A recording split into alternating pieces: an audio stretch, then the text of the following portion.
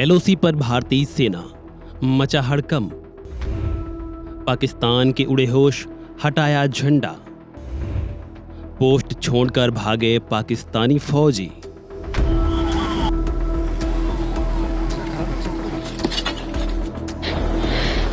बाईस अप्रैल को पहलगाम में हुए आतंकी हमले के बाद भारत पाकिस्तान के रिश्ते आखिरकार काफी नाजुक मोड़ में जा चुके हैं।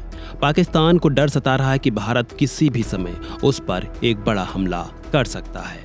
और ये खौफ ऐसा ही नहीं है, ये खौफ बिल्कुल नजर भी आ रहा है वो पाकिस्तान के मंत्रियों के बयानों से और उनकी भारत को दी जा रही गीदड़ भभकी से। भारतीय सेना के हमले की आशंका से पाकिस्तान में बीते बुधवार को पूरे दिन हड़कंप मचा रहा और इसकी शुरुआत मंगल रात 2 बजे एक आधिकारिक चेतावनी से हुई, जिसमें पाकिस्तानी सूचना मंत्री ने दावा किया था कि भारत 24 से 36 घंटे के भीतर उस पर हमला कर सकता है। इतना ही नहीं, सूचना मंत्री ने रात के करीब 2:30 बजे मीडिया को बुलाया और इसकी ब्रीफिंग भी दी। यही साफ दिखाता है कि पाकिस्तान में इस समय भारत को लेकर कितना खौफ है। इसके बाद अगले दिन सुबह से ही पाकिस्तानी मीडिया में कुछ भारत को लेकर प्रोपेगेंडा भी शुरू किए गए। मीडिया में दिन भर भारत के संभावित हमले और उसकी योजना से जुड़ी खबरें छाई रहीं। इस दौरान पाकिस्तान के सरकारी मीडिया ने बड़ा दावा किया कि 4 भारतीय राफेल लड़ाकू विमानों ने एलओसी पार की थी, जो बाद में पाकिस्तानी वायुसेना के विमानों के पहुंचने पर वापस लौट गए। पाकिस्तान ने दावा किया कि भारतीय विमान पाकिस्तानी विमानों को देखकर अपनी सीमा में वापस लौट गए।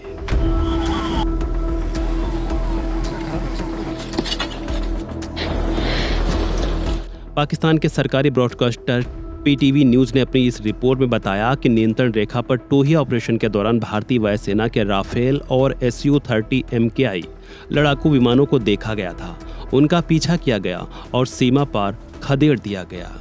इस प्रकार के पाकिस्तान की ओर से झूठे और प्रोपेगेंडा दावे किए जा रहे हैं। कुछ रिपोर्ट्स में यह भी कहा गया कि भीमबर और कोटली सेक्टरों में नियंत्रण रेखा पर निगरानी कर रहे 2 भारतीय क्वाडकॉप्टर ड्रोन को पाकिस्तान ने मार भी गिराया।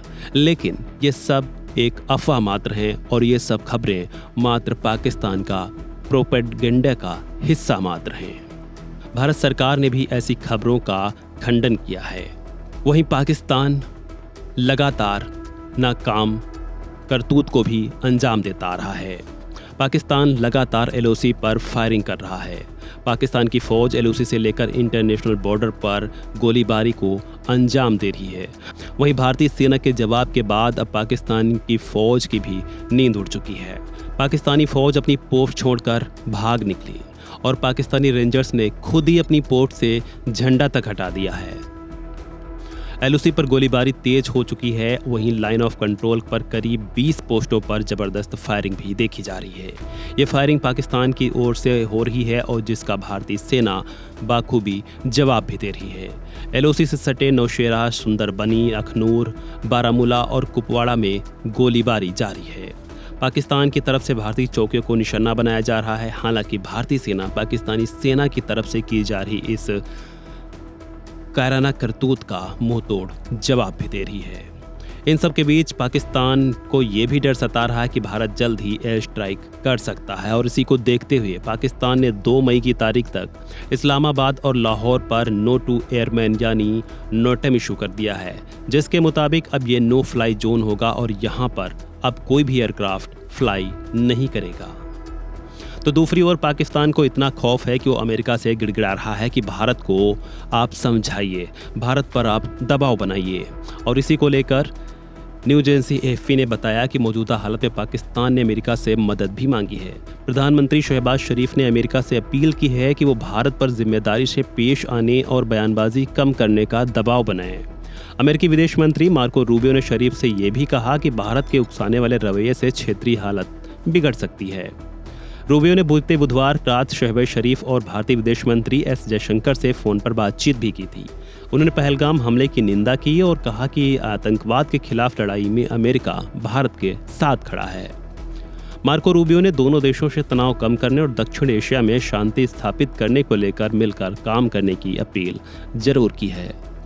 वहीं बीते 29 अप्रैल को प्रधानमंत्री नरेंद्र मोदी ने केंद्रीय रक्षा मंत्री राजनाथ सिंह, राष्ट्रीय सुरक्षा सलाहकार पैच, राष्ट्रीय सुरक्षा सलाहकार Ajit Doval, chief of defence staff general Anil Chauhan और सभी सेनाओं के साथ मीटिंग भी की थी और जिसके बाद उन्होंने सेना को खुली छूट भी दे दी है। प्रधानमंत्री ने साफ कहा था कि सेना को अब खुली छूट है, वो समय और स्थान खुद निर्धारित करे। अब देखना होगा कि भारत कब तक पलटवार करता है। बहरहाल इस खबर को लेकर आप क्या सोचते हैं, कमेंट बॉक्स में दीजिए अपनी राय। फिलहाल इस वीडियो में इतना ही। बाकी के अपडेट्स के लिए जुड़े रहें वन इंडिया हिंदी के साथ। Subscribe to One India and never miss an update.